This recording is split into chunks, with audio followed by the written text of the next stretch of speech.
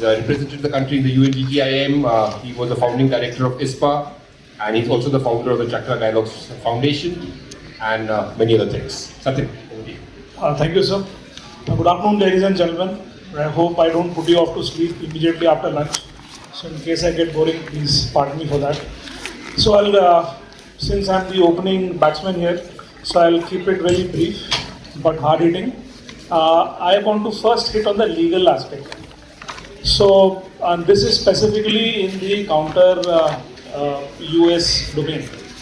Now we have a lot, the drone rules of 2021, they are talking a lot about the, from the flyer side, what are the ecosystem, what are the aspects that have to be kept in mind. But the rules are still, likely to, less evolved in the area of the civilian domain on the counter US side. And why this is becoming very, very important is because with the proliferations of drones taking place in the ecosystem, military-wise things are kind of well taken care of. But should you have a situation tomorrow where a non-state actor uses it against a VIP or a place of mass gathering and creates a chaos, it is going to become very, very difficult for the industry. The kind of scales that we are talking about, there will be a lot of regulation, and there would be a huge challenge for the industry to grow. So I think it is time that before we get into that zone, we take care of this aspect. And in that, what I am proposing is that we need to have a counter US authorization and accountability chapter that kind of creates these threat tiers, names the authorities who deal with various aspects of that. We should have some mandatory logging and post-incident audit. In this respect, we need to look at, like you have the NSG, which kind of maps out every bombing everywhere, every explosion that takes place in the country. So you also need to have a central agency which is kind of fingerprinting anything that is coming from the other side of the border, as well as what is available in the country, so that this aspect can be strengthened. The next aspect that I want to bring out is that we've seen the effectiveness of the fiber optics based drones in the Ukraine war. And while a significant amount of effort has been put by the industry on the RF domain in the counter US, we are still kind of evolving on the other side. So when we are looking at drafting of RFPs, etc., for the counter US perspective, then the non-emitting target should also be taken into consideration. These are to my opening initial points. Thank you for that. But we would be, in the second round, we would be asking you more about the surveillance part. Given the theme of the session, which is about surveillance to strategic superiority, and given your background in DIPAC and GIS, so if you could cover the surveillance from the drones, from the military viewpoint, you could go into the civilian applications also if you want, and also how about fusing information from disparate sources. So if you could touch a bit about that in the next round. Next, I'll hand over to Colonel Ramit Arora, who's the founder and CEO of Aerosol Technologies, and the floor is yours. It's a pleasure to be here with you again. Last year was the last day of your service, I remember that. Last to last year. One per dog. So coming to what is the topic today, and the moderator has been very kind, and he said speak on anything you want about this topic. So it's been a wonderful day today, hearing the Air Chief, the first panel, and I will take that theme forward. And the theme which is behind us on the top, powering India's deep tech future, that is the first theme. Catalyzing innovation in manufacturing, which is also the theme of this session. Accelerate AI-driven drone and robotics revolution. A wonderful theme. Last year, when I come here, I think we spoke about swarming. What is swarming? Today, I will cover the third part of the theme here, which is how to invigorate AI-driven drone and robotics revolution. speakers said, in fact, three speakers said very important things which I want to reiterate. I think, sir, you had brought out that the technology innovation will come from startups and MSMEs. I think, sir, you had brought up. The Air Chief said, and very clearly he said, every brick needs to be made in India. And that is about indigenization. So, keeping these 2-3 themes in mind, I would like to say that, and General Puri, he mentioned a time frame.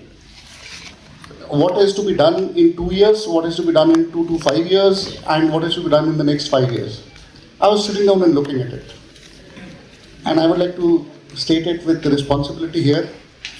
The things which were said for 5 years plus are being done and will be done in the next 2 years. And I will tell you exactly what we are doing in this. And that is to invigorate the AI-driven drone and robotics revolution. What is happening is drones are just platforms, like was brought out. We are talking about edge computing and putting intelligence on drones and making them intelligent drones. But that is not the aim. The aim is to carry out some military task. If it is for military, if it is for civil use, it has to carry out certain tasks, whether it is surveillance, how and what is the manner in which technology will be shaping how things are going to come. If we see the wars, and likely brought out, Azerbaijan and Armenia were the first ones in which unmanned technology played a key and critical factor. Thereafter, we have seen in the Iran conflict, and we have seen it in Ukraine. What is happening is, very clearly, what has come out is that unmanned autonomy plus AI-cued C4 ISR, that is command, control, communications, intelligence, surveillance, and reconnaissance, combined is actually brought us what everybody talks about, the new age warfare. This is new age attrition warfare. And how do we do it? Our company, Aeroshield Technologies, has come out with how to go about utilizing these tools, their tools, for achieving this aim. We have come out with a 6-factor solution package, Bhishma. We call it the Bhishma. First one, and these are the solutions. I'm giving out the playbook. In an open forum, I'm giving out the playbook. Battlefield management systems on the drones, on edge AI, and the GCS. Hyper automation for cognitive decision making. The I in Bhishma stands for ISR. S stands for situational awareness, or we are also calling it perception. Whatever you see, for example, the camera sees a tank, a vehicle, it may see a car, but you have to differentiate. Perception is what a human being does. One understands, an observation post officer understands, I'm seeing something. What is it? So once you have the edge intelligence on board, you'll be able to perceive what is the difference. That is situational awareness on the edge. MUMT, that is the M in Bhishma, manned unmanned teaming, and advanced aerial vehicles. Besides, I'll just finish this here for the opening remarks. I want to take this theme, if I am given another 3-4 minutes later on. The first question and the first theme I've answered is how to invigorate an AI-driven drone and robotics revolution, and we are making this. The second thing there are 2 more thoughts which I want to come to. I'll come to it in the next. Certainly. So we'll come back to you, sir. And the reason why I said you can speak freely and speak whatever you want is because as the day stretches on, quite a bit of what you were planning to say has already been said. So it's much better, even if it is outside the theme, as long as it's relevant to the basic this thing of the day. I think we could go with it. So next we have with us, and I think he needs no introduction. He was already introduced before the first session. So all yours. Thank you, Commander Golaya. Okay, so the theme is surveillance to strategic superiority, drone innovation in defense, and homeland security. So I like to give my views. Let's talk of drone innovation, right? So who drives drone innovation in Bharat? We have got IDEX, IDEX started in 2018, now it's 8 years, it is matured to some levels. I asked the DIO, there was a seminar in St. George in Manekshaw Center last month, and Janam Devendra was there sitting next to me. So I asked IDEX, how many of your prototypes have developed into a production line? It's 8 years down the line. So innovation, now you have got something called as the Anusandhan Research Foundation. So in the Federation House, FICCI, they organized, entire industry was there, the Secretary DB and all. So there I came to know my fund of innovation and research in Bharat changed, where now ANRF is one stop place where innovation is going to be driven, including what's happening with the DRDO. And there are the drone company called Endeavour Air, which has got a huge sum of money. So as far as defense is concerned, IDEX is the one, and otherwise ANRF, which has got a fund of maybe 1 lakh crores, but the Secretary DB said that this 1 lakh can become 15 lakh crores if you can expend it over the cycle. It's up to the industry now to come up, and as General Brar said in the morning, don't call it problem definition statements, call it capability development. So that's a very good thought General Brar would give. In fact, it's something like we should call the negative indigenization list, which was renamed as positive indigenization. So like I keep saying, don't use the word vendor with the industry, it should be industry partner. So driving innovation in defense, IDEX, right, and ANRF. Homeland security, so being part of a lot of NSCS level study groups, Satyam has been there, Commodore Golaya has been there, and we all have been there as part of these NSCS level study groups. Homeland security is a big issue. Yesterday night I slept early. In the morning, in my first panel, I was given a report of Ken, 29 July.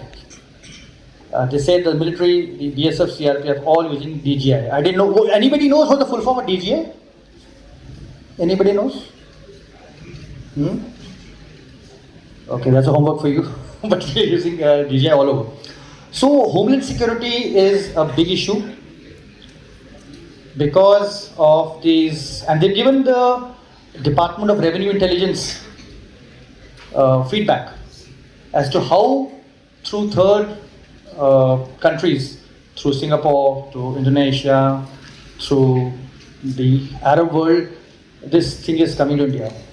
So as far as drones is concerned, we could not play size presentation in the morning. Manipur, you had attack by insurgents on civilians dropping bombs. Okay, the Red Fort incident, these guys wanted to use drones and bomb Delhi. Okay, so you have got a lot of drones in the sky which could be armed and used against us. In the defense, you have got drones which are operating in ISM band, which got jammed at the first instance when Sindoor happened. Okay, so Homeland security is a big issue as far as drones is concerned, because if you're not careful about it, the biggest issue I think is the DG Sky platform, right, which needs to get activated very fast, right. We have Satyam on the panel, I'm sure he'll say the defense of the nation is responsibility of the Indian Air Force, right, but DG Sky is not, what's in the hand of DG Sky? It's the Airport Authority of India. So as far as Homeland security is concerned, I think DG Sky needs to really get activated very fast, which the Airport Authority of India and DGCA and MOCA have to come on same page. Otherwise, the drones which are getting inducted into the armed forces will either not fly because of the bands in which they're operating, or they'll be hacked by our adversaries and used against us in this. And another issue of as far as Homeland Security is concerned is the data. You know, Sai will come in the evening. He has also written an article as to how the pattern can change, how a food security problem can occur, because if you can trigger the ESC motor of a drone, and it can interfere with the spraying of the insecticide or the pesticide. You know, so this can be there are pretty large number of economic issues as far as the Homeland Security is concerned. And I think strategic superiority, I will not talk of it. Let's get the tactical superiority first. Thank you. Okay, so thank you for the opening remarks, and I think we have sufficient time so we can go over one or two rounds, and then we'll mostly focus on the answers. Satyan, let me ask you about the surveillance part. And when I say surveillance, I'm not talking I'm talking about the drones as sensors, not only from the defense perspective, but also given your experience in GIS and the geospatial field. How it can also be used as a sensor for example, speeding up projects. So, if you could cover that, what are the bottlenecks? Is it a mindset that is the problem? Are the capabilities being exploited to the fullest, the way they should be? So, by projects you mean defense or civilian? Civilian. Roads, factories. So, we may take it from a military perspective and then I'll flow into the civilian. Sure. So we were talking about integrated, solutions that finally war fighting is going to be integrated in a connected battle space.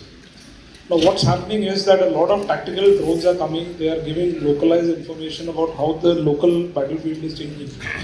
But I think some more effort, I'm sure some projects would be underway, which I'm not able to, but this is just a suggestion in case there's some validation that is possible.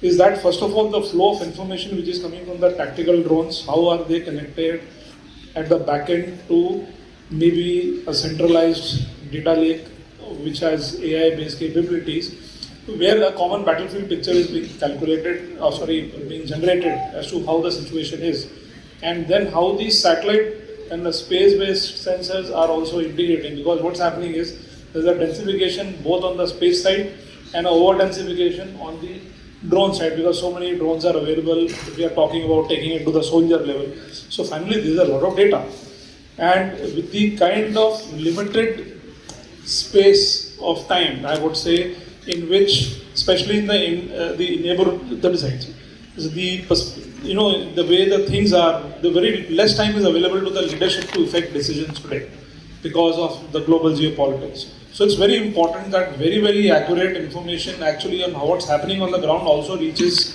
the top level in real time with a lot of decision options. So that means what I'm talking about is that the decision support systems that are being designed, they need to now start looking at connecting everybody both in a secure manner and use whatever means are available. So now second aspect for the sensing part is kind of being done. Second aspect, I'm not going to the technology of sensing because that's a separate topic as a part of the ecosystem. The second aspect is the communication lines. Are we only dependent on the defense lines, or we are also trying to harness the non-military lines and putting in place technologies which allow us to use them during wartime, because what examples we've seen in Ukraine, time is not far, we may face similar challenges. So are we building technologies like that in peacetime or waiting for something to happen and then innovate?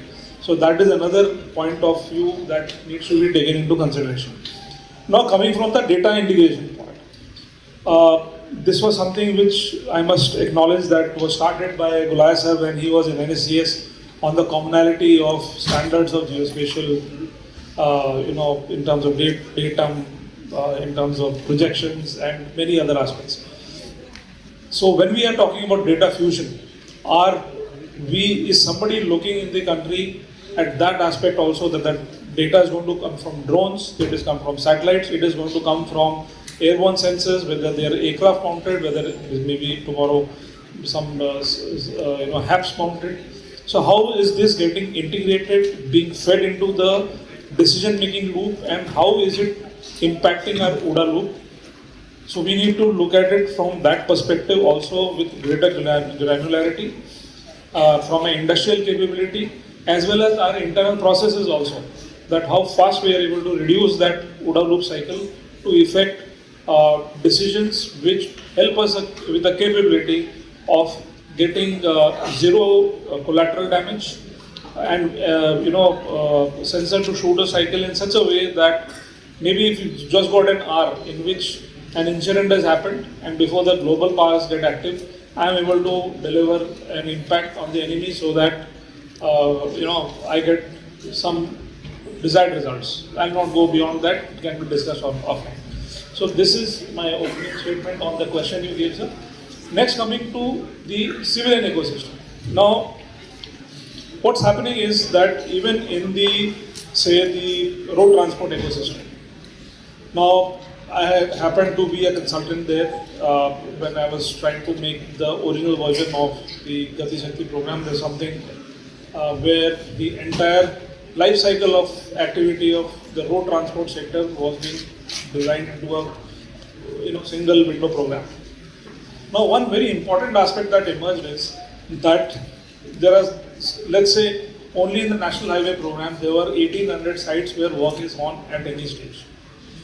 Now, that's a huge area to cover. Now, technologies like apps and all, they're expensive.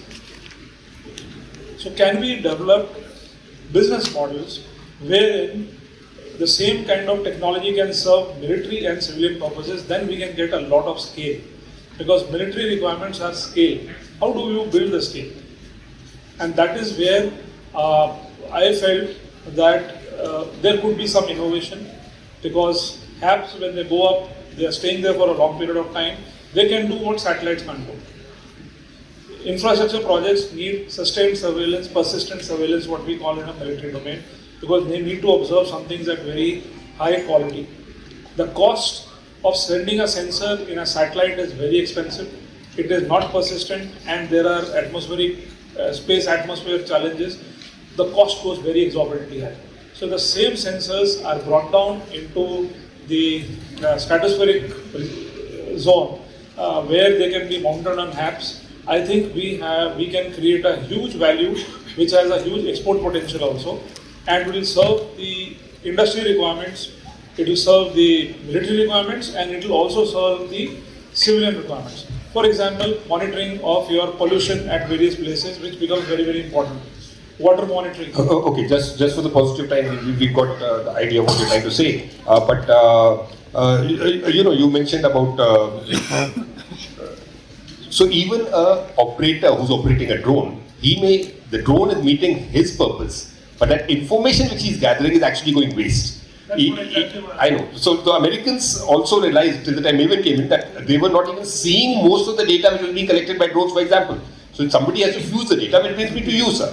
The second part, from surveillance to strategic superiority. So the surveillance part is one, but to move to the strategic superiority, Chief also mentioned in the morning about a human will in the future will foreseeable future remain in or on the loop. However, more and more the drones will become more and more human-like, if I can say that, if not human. So that even in the manned-unmanned teaming, the cognitive load on the humans is reduced. So I found this very interesting what you said about Bhishma. But Bhishma is Bhishma Pitama. So Pitama, I just made it up. Perhaps it's time autonomous machines are made almost human. So can I ask you to cover that aspect? That once you got that information, maybe an overload of information, so all the things which you spoke about, how does it finally help the man on the ground who's already overwhelmed with, he's operating his own drone, remember that. And he's also got inputs from various things. So how do you reduce the overload and shorten the OODA cycle using the technologies which you discussed in the first part? Okay. I think I got your question. And what I... Thank God, most people don't. That is why a good panel is important. What I talked about a little while before on Bhishma, that was actually the solutions. That was not the tools. So amplifying a little further on what the moderator has asked us, when we are talking about applications which are useful to the user who is employing the unmanned system, and he's absolutely right, there's a plethora of data which is coming. There are 2-3 problems which we need to solve for this. First is, when I made a very small statements, drones are platforms. Unless you build intelligence on it, they're just platforms with some sensors for eyes and optical sensors or infrared or radars. When you're collecting all that data, there are 2 things which happen. Either you send the data back through communications back to the GCS, and that is where the civil applications come in. The civilian side wants this to get into a network. I'm talking about this is happening. Just for imagine a communist country, they're collecting all the data. Your faces are being scanned, the faces are going, you're walking on the street, that is going through a network and it is going to a central data bank where it is being collected.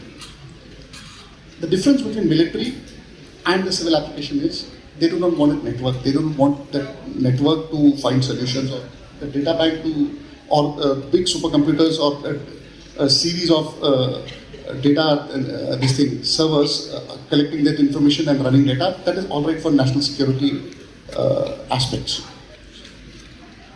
The forces, the services want either the data to come to the GCS, which is with the tactical operator, and because this data which is coming in now, it is just, for example, if a UAV is flying,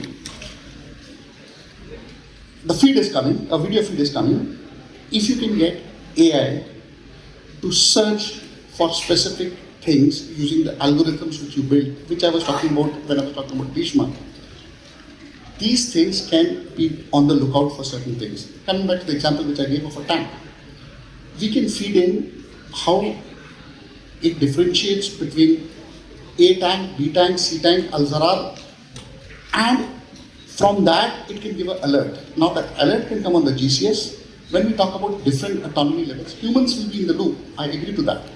But when we're talking about machines, and when we're talking about edge compute, you can put this algorithm on the machine, that the machine decides, that is the unmanned system decides, I have located an enemy tank.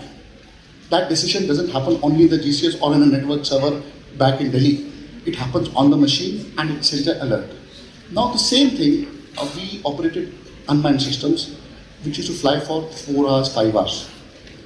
A human operator, if he was sitting, operating such a type system, he had to monitor everything like this. He's sitting in front of a TV screen and monitoring.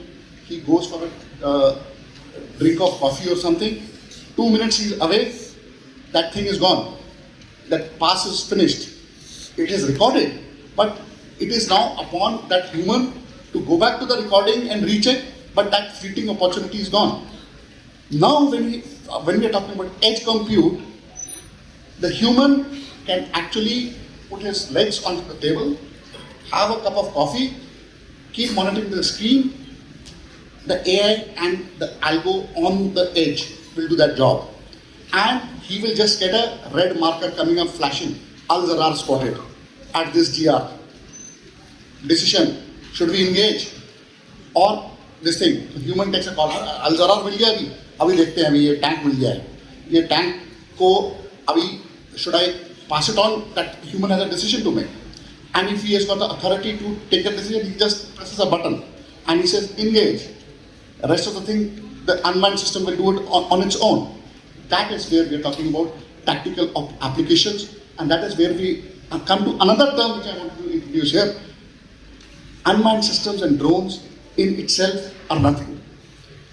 Probably we want people from the Air Force, Army sitting here.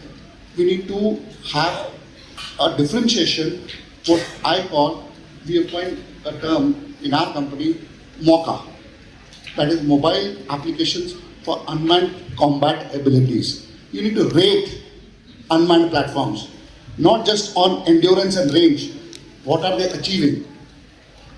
So these have to give you unmanned combat abilities.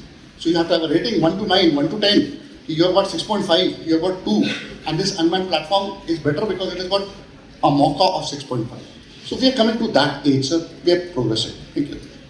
I'll come back to this about the integration into our operations, maybe depending on the time. But I will move on to you, and given your background in the defense production MOD, I want to ask you about, I might be slightly controversial, but I've always maintained that if something has to be funded, it is not worth funding. I'll tell you what I mean by that. I'm not against government IDEX schemes or anything of that kind. But my point is, I know lots of people in the industry nodding their head this way, I agree. What I mean by that is, if your idea is strong, VCs will fight with each other to fund you.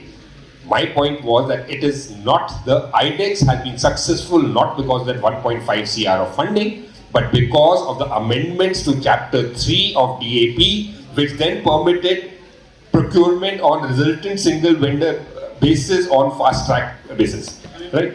So example I keep giving every time is that if IDEX gives you, DISC gives you 1.5, Prime gave you 10 CR and Aditi gave you 25 CR, TDF has always given 50 CR up to 90%, there's no matching contribution, then why has that not been successful? So it is obviously not about money, I agree money is an important factor, but what is more important is the innovative idea. So could you comment about that? I have a slight variation of opinion on what you said. Great. Yeah, and it's always good to have professional dissent. You should see the entire gamut of things. IDEX, Prime, 1.5 CR, matching contribution 1.5 CR. Sorry, IDEX Prime, 10. Aditi, 25. This is under DDP, the Department of Defense Production, where I was there for 4 years. TDF, 50 crores. 90%. I'm not much success. One second, I don't agree with that. 90%, I think Dr. Ranjana was there, she'll feel very bad and she'll be sitting here. Oh, I've had major discussions with her on that. Yeah, so I have a variation of opinion since I've seen TDF evolve. In fact, I think TDF has done better than IDEX. So I think TDF has done a better, because see, 90% you give, 10% is the contribution. In fact, Pramanik Aerospace, we have given a TRL based funding model. When I was in the Ministry of Defense, I worked with the industry partners, and since I have come out, I sent it to the Honorable Raksha Rajya Mantri, I sent it to the DefSec and all the Army, Navy, Air Force, DIO and all. I'll tell you, NRF, I asked the Secretary TDB this question when the NRF thing happened. NRF starts from TRL 4, right?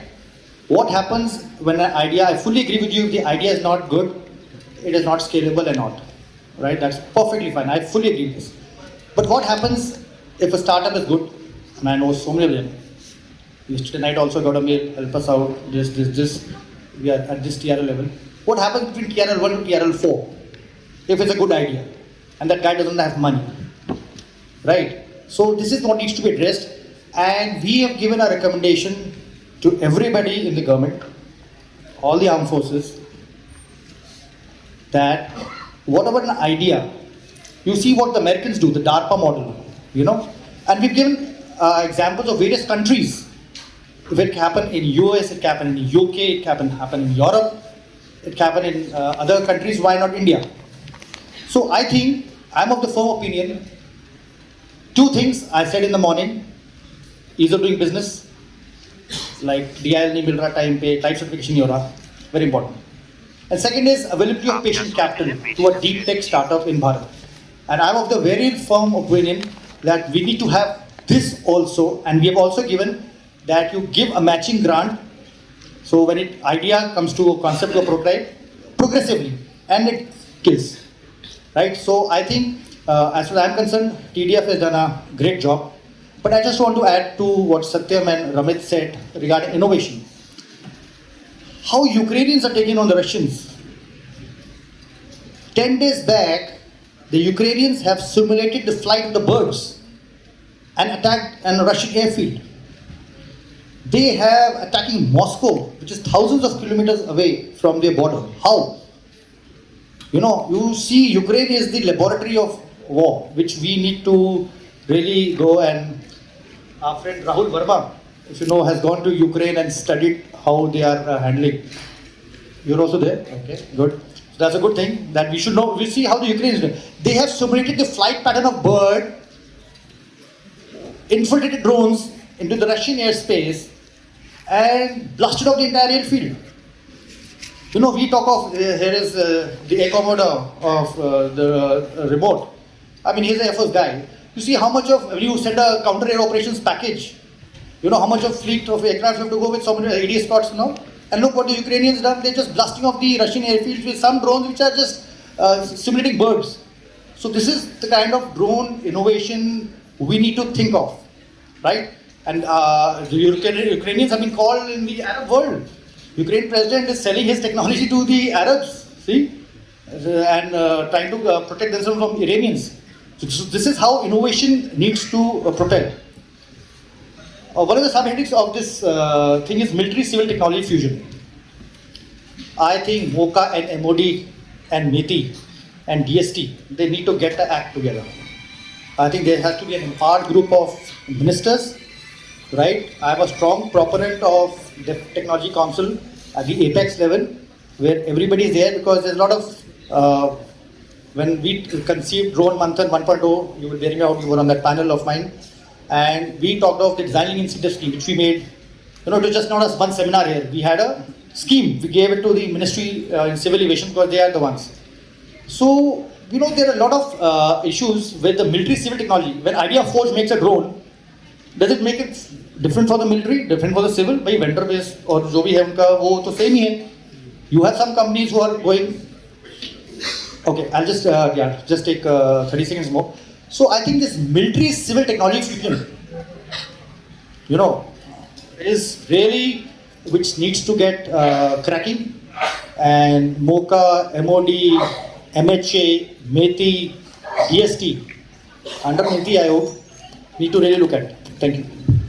Okay, we'll open the house for questions. You could let me know when it's time. Another 5 minutes, she's saying. So we'll open the house for questions. Quick questions. I have lots of views about what has been said, but I'll reserve it for later. Yes. I could make out you were vehemently disagreeing with whatever I was saying. That's good. I firmly believe no committee has ever taken a wise or sensible decision, and no committee can. No, sir, you can keep saying no. You can keep saying this has been a massive success, and I tweeted about this. Any goal has to be measurable.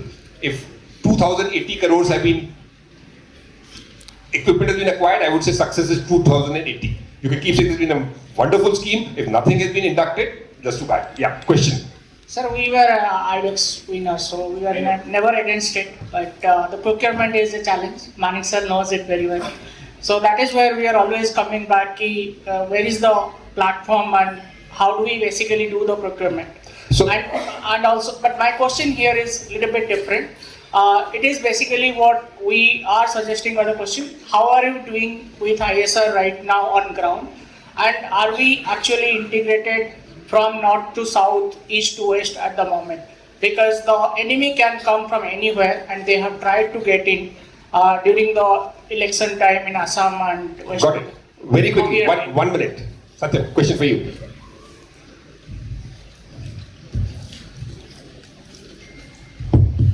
This is a question which I think the people in the system need to answer. I would be modest enough to say that efforts are being made, but humongous and mammoth efforts have to be done to really achieve what you're talking. Sir, is there any specific things happening for Arunachal and Manipur at the moment that is very specific? Okay, I'll take that on, Pravash, being an air defense guy. So, you know, what's been the biggest success of Ops Sindoor? You know, Akash Tir and the Integrated Air Command and Control System. There are Air Force officers here. So I think what saved the day for us in this conflict was ICCS integration. So without going to very specifics, so we have got these nodes, and the country, part of the northeast country, there is a node in Shillong as well, right, where these nodes are active, where you have got all weather 24/7 round the clock surveillance. But yes, you're right. You know, a drone has got a very small radar cross section, right? And now we have even technology like stealth paints they use. So there would be an issue of radar detection. We really need to have a low-level, lightweight radar, especially in the mountainous terrain also for detection in that part of the country which you refer to. But suffice to say, things are in place. It's integrated. Akash, as far as the air defense is concerned, and ICCS as the Air Force is concerned, has got integrated, and Sindoor has just got this integration going very well. So things are in place. Don't worry. One last question there.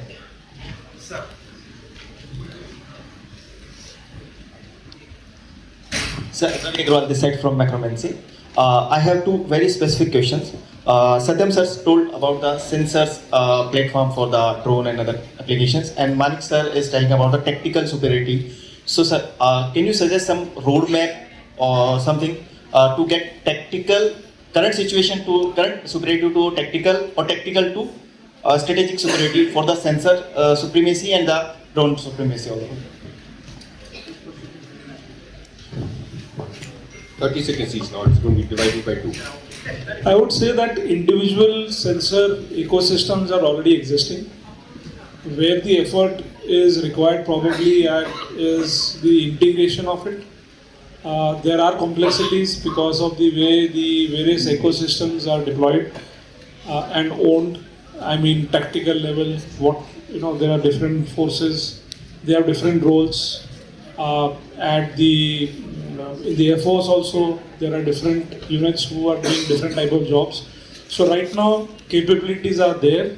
There are efforts being made to integrate within the services. I hope that in times to come, the multi-sensor inter-service integration also takes place.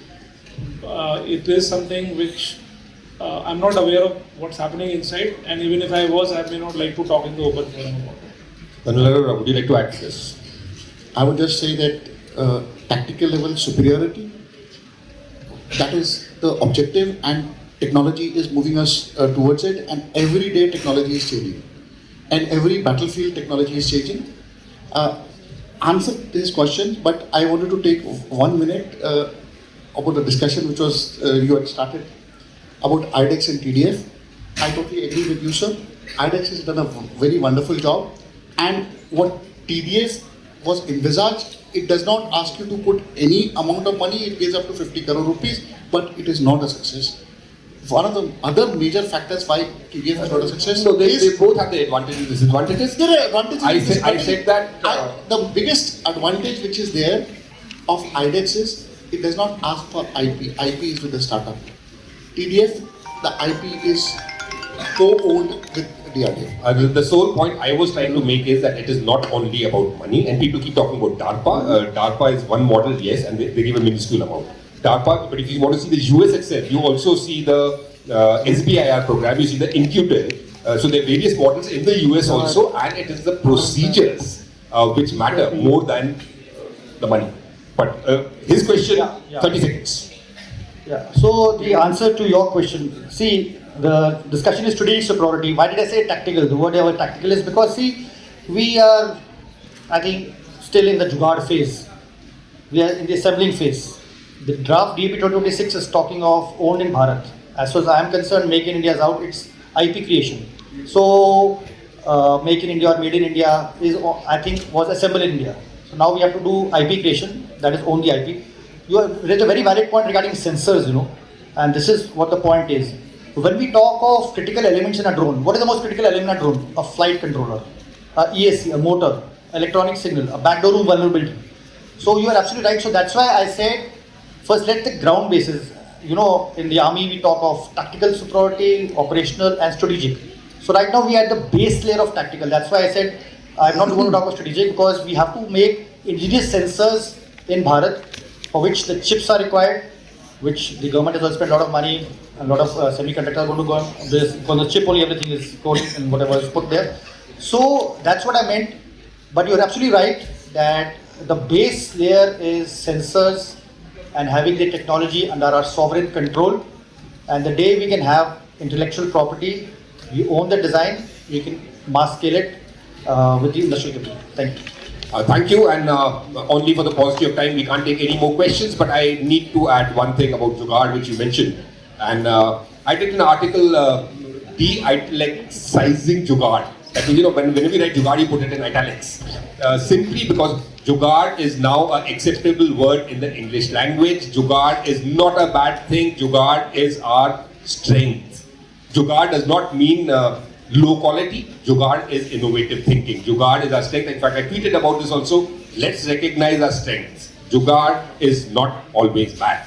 And with that, I'll hand Just over one back second. to Bhavna. I'll hand over back to Bhavna before he turns violent. I said, when I said Jugaad, it means assembling. Thank you. Thank you so much.